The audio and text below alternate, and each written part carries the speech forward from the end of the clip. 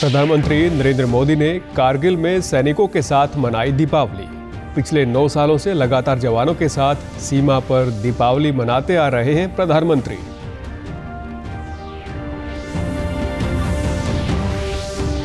देश भर में आस्था और उल्लास के साथ मनाया जा रहा है दीपावली का पर्व। राष्ट्रपति, उपराष्ट्रपति, प्रधानमंत्री सहित कई गणमान्य व्यक्तियों ने देशवासियों को दी शुभकामनाएं।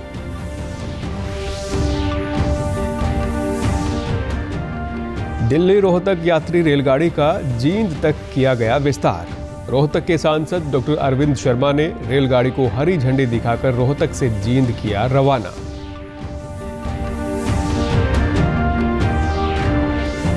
और स्वच्छ भारत 2.0 अभियान में बढ़ चढ़कर भाग ले रहे हैं भिवानी स्वास्थ्य, रेलवे, कृषि, शिक्षा व डाक विभाग के कर्मचारी। स्वच्छता के प्रति लोगों को भी कर रहे हैं जागरूक। नमस्कार, मैं सुरेंद्र कुमार। आप सभी को दूरदर्शन हरियाणा की ओर से दीपावली की बहुत बहुत शुभकामनाएं। अब समाचार विस्तार से। प्रधानमंत्री नरेंद्र मोदी हर साल की तरह इस बार भी सीमा पर किसानों के साथ दीपावली मना रहे हैं। प्रधानमंत्री आज सुबह ही कारगिल पहुंच गए। वे पिछले 9 सालों से लगातार जवानों के साथ सीमा पर दीपावली मनाते आ रहे हैं। इस अवसर पर प्रधानमंत्री ने सेना के जवानों को संबोधित करते हुए कहा कि कारगिल में अपने बहादुर जवानों के साथ दीपावली मनाना सौभाग्य की बात है। उन्होंने कहा कि इससे बेहतर दीपावली नहीं हो सकती। प्रधानमंत्री ने कहा कि जवान ही उनका परिवार है और दीपावली पर उनके बीच रहने से दीपावली की मिठास और बढ़ जाती है। वर्षों वर्ष से मेरा परिवार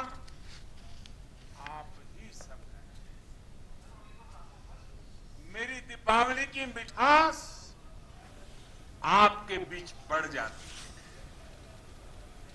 है। मेरी दीपावली का प्रकाश आपके बीच है और अगली दिवाली तक मेरा पथ प्रशस्त करता है। मेरी दीपावली का उल्लास आपके पास है। मेरी उमंग आपके साथ है। मेरा सौभाग्य है, मुझे बरसों से दिवाली आपके बीच बॉर्डर पर आकर मनाने का अवसर मिल रहा है। प्रधानमंत्री नरेंद्र मोदी ने कल अयोध्या में राम मंदिर निर्माण कार्य की प्रगति की समीक्षा की। उन्होंने राम जन्मभूमि परिसर में रामलला के दर्शन किए और पूरे वैदिक विधि विधानों के साथ पूजा अर्चना व आरती की। प्रधानमंत्री ने भगवान श्री राम का प्रतीकात्मक राज्याभिषेक भी किया। उन्होंने दीपावली की पूर्व संध्या पर अयोध्या में दीपोत्सव का शुभारंभ किया और सरयू नदी के नए घाट पर आरती की। सरयू नदी तट पर 15 लाख से अधिक दिए प्रज्वलित किए गए। इससे एक नई उपलब्धि के रूप में Guinness book of world records में शामिल किया गया। अयोध्या में जनसभा को संबोधित करते हुए प्रधानमंत्री ने कहा कि रामलला के दर्शन और राज्याभिषेक का सौभाग्य भगवान राम की कृपा से प्राप्त हुआ है। उन्होंने कहा कि सबका साथ सबका विकास के पीछे भगवान राम की ही प्रेरणा है। दीपों से दिव्य है, भावनाओं से भव्य है। आज अयोध्या नगरी भारत के सांस्कृतिक पुनर्जागरण के स्वर्णिम अध्याय का प्रतिबिंब है। मैं सोच रहा था, जब 14 वर्ष के वनवास के बाद प्रभु श्री राम अयोध्या आए होंगे तो अयोध्या कैसे सजी होगी, कैसे संवरी होगी। हमने त्रेता की उस अयोध्या के दर्शन नहीं किए, लेकिन प्रभु राम के आशीर्वाद से आज अमृत काल में अमर अयोध्या की अलौकिकता के साक्षी बन रहे हैं। दीपों का त्योहार दीपावली आज पूरे देश में आस्था और उल्लास के साथ मनाया जा रहा है। इस अवसर पर धन की देवी मां लक्ष्मी की पूजा अर्चना की जाती है। मंदिरों, सार्वजनिक स्थलों और घरों में रंग बिरंगी रोशनी की जाती है। राष्ट्रपति द्रौपदी मुर्मू ने देशवासियों को दीपावली की शुभकामनाएं देते हुए कहा कि दीपावली हर्षोल्लास और खुशियों का पर्व है। वह आपसी सहयोग और सद्भावना को मजबूत करने का अवसर है। राष्ट्रपति ने आशा व्यक्त करते हुए कहा कि ये त्यौहार वंचितों की मदद करने की भावना मजबूत करे। उपराष्ट्रपति जगदीप धनखड़ ने अपने संदेश में कहा कि दीपावली का पर्व राम राज्य के महत्व को व्यक्त करता है, जो कल्याणकारी शासन का आदर्श है। उन्होंने कहा कि यह त्यौहार भगवान राम के आदर्श जीवन में विश्वास की पुष्टि करता है। प्रधानमंत्री नरेंद्र मोदी ने देशवासियों को दीपावली की शुभकामनाएं देते हुए अपने ट्वीट संदेश में कहा कि दीपावली का त्यौहार आलोक और तेजस्विता से संबंधित है। उन्होंने इस पवित्र त्यौहार पर लोगों के जीवन में खुशहाली और आनंद की कामना की। वहीं केंद्रीय गृह मंत्री अमित शाह ने देशवासियों के लिए दीपावली के अवसर पर सुख, स्वास्थ्य और समृद्धि की कामना की। राज्यपाल बंडारू दत्तात्रेय ने ट्वीट करते हुए देशवासियों को दीपावली की शुभकामनाएं दी और कहा कि रोशनी का ये पर्व सामाजिक सौहार्द और एकजुटता की भावना की हमारी महान परंपराओं का प्रतीक है। मां लक्ष्मी हम सभी को सुख और समृद्धि प्रदान करें। मुख्यमंत्री मनोहर लाल ने दीपावली के अवसर पर समस्त देशवासियों को शुभकामनाएं दी। उन्होंने कहा कि मां लक्ष्मी सभी का कल्याण करे एवं घर घर में सुख समृद्धि का वास हो, ऐसी उनसे प्रार्थना करता हूं। उप मुख्यमंत्री दुष्यंत चौटाला ने भी ट्वीट करते हुए प्रदेशवासियों को दीपावली की बधाई दी। उन्होंने कहा कि मां लक्ष्मी जी आपकी मनोकामना पूरी करें, अन्न, धन व सुख समृद्धि और वैभव आपके घर की रौनक बने, मैं ऐसी कामना करता हूं। उड़ीसा के राज्यपाल प्रोफेसर गणेशी लाल ने सिरसा की गौशाला रोड स्थित सिंगीकाट मोहल्ले में बच्चों के साथ दीपावली का त्यौहार मनाया। उन्होंने बच्चों को मिठाइयां व महिलाओं और पुरुषों को आवश्यक सामान वितरित किया। राज्यपाल ने स्थानीय लोगों को दीपावली पर्व की शुभकामनाएं दी और शीतला माता मंदिर में माथा टेका व पूजा अर्चना की। उड़ीसा के राज्यपाल ने कहा कि हमारे सभी त्यौहार हमें आपसी प्रेम व सद्भाव के साथ जीवन जीने की प्रेरणा देते हैं। दीपावली का त्यौहार अंधकार पर प्रकाश की विजय का प्रतीक है। उन्होंने सभी को दीपावली को प्रदूषण रहित मनाए जाने का संदेश दिया। दिल्ली से चलकर रोहतक आने वाली ट्रेन का अब जींद तक विस्तार हो गया है। इससे दैनिक रेल यात्रियों को फायदा होगा। रोहतक से सांसद डॉक्टर अरविंद शर्मा ने कल रोहतक रेलवे स्टेशन पर इस ट्रेन को हरी झंडी दिखाकर जींद की ओर रवाना किया। रोहतक व आसपास के जिलों से प्रतिदिन यात्री दिल्ली जाते हैं। वापसी में वे दिल्ली से रोहतक तो पहुंच जाते थे, लेकिन जींद जाने के लिए उन्हें सड़क मार्ग का सहारा लेना पड़ता था। रोहतक से सांसद डॉक्टर अरविंद शर्मा ने केंद्रीय रेल मंत्री अश्विनी वैष्णव से मुलाकात की, जिसके बाद ट्रेन के विस्तार को मंजूरी मिली। इस ट्रेन का जींद तक विस्तार होने से उन्हें काफ़ी सुविधा मिलेगी। ये ट्रेन नई दिल्ली से सुबह 9:40 पर चलेगी और दोपहर 12 बजे रोहतक और दोपहर 1 बजे जींद पहुंचेगी, जबकि दोपहर बाद 2:55 पर जींद से चलेगी और जो शाम 6 बजे के बाद दिल्ली पहुंचेगी। सांसद ने बताया कि यात्रियों की सुविधा को देखते हुए ट्रेन का विस्तार किया गया है। ट्रेन का विस्तार होने से यात्रियों को फायदा होगा। वहीं दैनिक रेल यात्रियों ने ट्रेन का विस्तार होने पर खुशी जताई।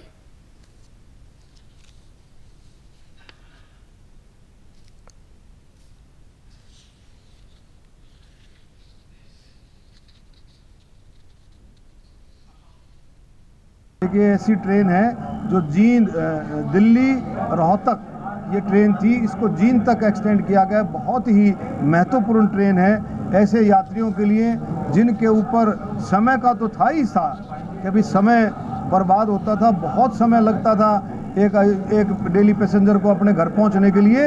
12-12, 1-1 बजे पहुंचता था और वो फिर सुबह 6 बजे उठ करके चल पड़ता था। लेकिन अब इसकी सुविधा से वो ठीक समय पर और आर्थिक उसकी बचत भी होगी। करीबन 200 से 300 रुपये एक जो डेली पैसेंजर के रोज़ाना के बचेंगे। मैं इस मौके पर हमारे माननीय प्रधानमंत्री जी, रेल मंत्री जी, माननीय मुख्यमंत्री जी सभी का इस पर मैं आभार व्यक्त करता हूँ। बहुत बढ़िया काम किया है और एमपी साहब ने जो कि अपने जो रास्ते में जो सवारी बैठी रहा करती है, भाग दौड़ में रहा करती भाई, बहुत लेट हुआ है, कोई भी रोहतक के बजाय रोहतक से आगे दिन तक जाएगी तो हर एक आदमी ने सुविधा होगी। किसी न किसी कुछ काम है, किसी न काम सुबह से दूर से चल रहा है तो सफर में सो नहीं सकता। दिन जाने के लिए जो गाड़ी थी, इस दौरान बीच में कोई गाड़ी नहीं थी शाम तक, ये गाड़ी चला के बहुत बढ़िया कर दिया है, तो इससे बहुत फ़ायदा होगा लोगों को भी। भिवानी जिले में स्वच्छ भारत 2.0 अभियान के तहत स्वास्थ्य, रेलवे, कृषि, शिक्षा व डाक विभाग के कर्मचारी बढ़ चढ़कर भाग ले रहे हैं। जिले के मुख्य चिकित्सा अधिकारी ने कहा कि नागरिक अस्पताल में स्वच्छता के लिए व्यापक प्रबंध किए गए हैं और आम जन को भी स्वच्छता बनाए रखने के लिए जागरूक किया जा रहा है। भिवानी के मुख्य डाकपाल ने कहा कि स्वच्छ भारत अभियान के तहत जिले के सभी डाकघरों में कूड़ेदान की उचित व्यवस्था की गई है व सभी सफाई कर्मचारी सफाई का विशेष ध्यान रख रहे हैं। कूड़ा जो गीला कूड़ा है उसको ग्रीन कलर का होता है, उसके डस्टबिन में डाल लें। सूखा कूड़ा के अलग अलग जो ब्लैक कलर का है उसमें डाल लें, ताकि उसमें डालने से उसका हमने सेग्रीगेशन में कोई दिक्कत ना हो। अब ये आपके सामने ही है सफाई का जो अभियान है और सब ऑफिस में हमारे अधीक्षक महोदय ने पूर्णतः सफाई के लिए पूरा प्रयास किया हुआ है और मोदी जी के अभियान को हम आगे बढ़ा रहे हैं। रेलवे स्टेशन के सफाई सुपरवाइजर ने कहा कि यहां पर सफाई कर्मचारी 24 घंटे सफाई करते हैं। सफाई कर्मचारियों के लिए सहयोग के लिए इलेक्ट्रिक सफाई मशीन भी है। वहीं सफाई कर्मचारियों ने कहा कि सफाई को लेकर वे हमेशा तत्पर रहते हैं व परिसर में आने जाने वालों को वे कूड़े को कूड़ेदान में डालने के लिए भी प्रेरित करते हैं। हमारे पास में फिलहाल तो भी एक मशीन है, राइड ऑन है, जिससे कि हम उसको साफ़ सफाई में यूज़ करते हैं। पोछा लगाते हैं जैसे प्लेटफॉर्म पे। डस्टबिन हमारे पास में 200 डस्टबिन है प्लेटफॉर्म पे पूरे पे, भिवानी स्टेशन पे। बाहर ग्राउंड में भी लगे हुए हैं, प्लेटफॉर्म पे भी है, दोनों प्लेटफॉर्म पे है, 2 नंबर पे, 3 नंबर पे, 1 नंबर पे, और उनकी हम पूरे अच्छे से देखभाल करके। पलवल जिले के किसान ड्रैगन फ्रूट की खेती कर अपनी आय में वृद्धि कर रहे हैं। जिला बागवानी अधिकारी डॉक्टर अब्दुल रज़ाक ने बताया कि बागवानी विभाग द्वारा जिले में ड्रैगन फ्रूट की खेती करने के लिए 4 एकड़ का लक्ष्य रखा गया है। विभाग द्वारा किसानों को प्रति एकड़ 1,20,000 रुपए की सब्सिडी प्रदान की जा रही है।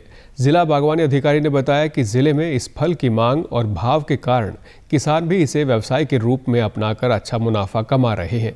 ड्रैगन फ्रूट के पौधे, बीज और पौध दोनों प्रकार से इसकी खेती की जाती है। जो किसान 1 एकड़ में ड्रैगन फ्रूट की खेती करेगा उस पर 50,000 अनुदान राशि प्रति एकड़ के हिसाब से 3 साल में दी जाएगी।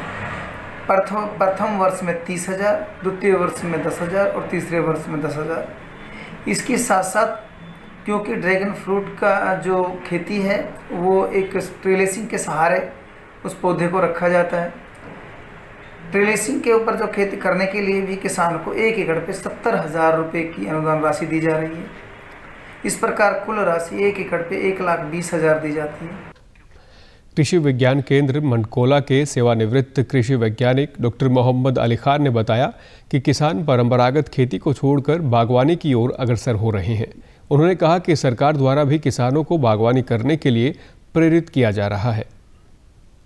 के लिए बहुत ही सूट कर रही है। अगर किसान करें, इसमें ये भी नहीं है जहां आप ट्रेडिशनल फर्स्ट पे कॉस्ट 20,000 30,000 एकड़ के हेक्टेयर की होती जा रही है। इसमें जो खर्च है एक बार इनिशियल है, शुरू में लग गया, अब हमारे 20 साल तक कोई ऐसा खर्च नहीं, मैनेजमेंट जरूर है। किसानों ने कहा कि ड्रैगन फ्रूट की खेती करने में ज़्यादा पानी की आवश्यकता नहीं होती। ये फसल पूरी तरह से जैविक है। उन्होंने कहा कि बाजार में लगातार ड्रैगन फ्रूट की मांग बढ़ रही है और इससे किसानों को काफ़ी लाभ हो रहा है। गरौंडा करनाल में इसको देखा था, इंटरनेट पे भी बच्चों ने देखा था। इसका मैंने पूरा तजर्बा जब लिया और खेतियों से अच्छा इसमें बेनिफिट भी है और सबसे बड़ा फ़ायदा ये है इसका, ये प्योर ऑर्गेनिक है। इसकी मैच्योरिटी पीरियड 18 महीने का है। 18 महीने में ये फल देता है और ये हमारी वैरायटी है, ये ब्लड रेड वैरायटी है। बढ़िया खेती है, अच्छी खेती है, मुनाफे भी बहुत है इसके अंदर। ये धानों से पानी भी कम लगता है, धानों में पानी बहुत वेस्ट होता है। धानों से बहुत बेहतर खेती है, पैसा भी है, हर साल बढ़ता रहता है, दुगुना होता रहता है। जैसे अगले साल 1 लाख रुपए का बिका, अगले साल 3 लाख का बिकेगा माल। अंत में इस बुलेटिन के मुख्य समाचार एक बार फिर। प्रधानमंत्री नरेंद्र मोदी ने कारगिल में सैनिकों के साथ मनाई दीपावली। पिछले 9 सालों से लगातार जवानों के साथ सीमा पर दीपावली मनाते आ रहे हैं प्रधानमंत्री।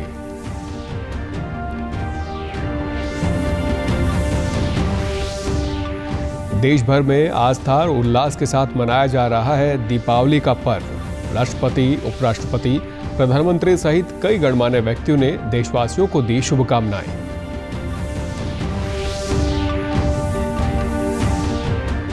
दिल्ली रोहतक यात्री रेलगाड़ी का जींद तक किया गया विस्तार। रोहतक के सांसद डॉक्टर अरविंद शर्मा ने रेलगाड़ी को हरी झंडी दिखाकर रोहतक से जींद किया रवाना।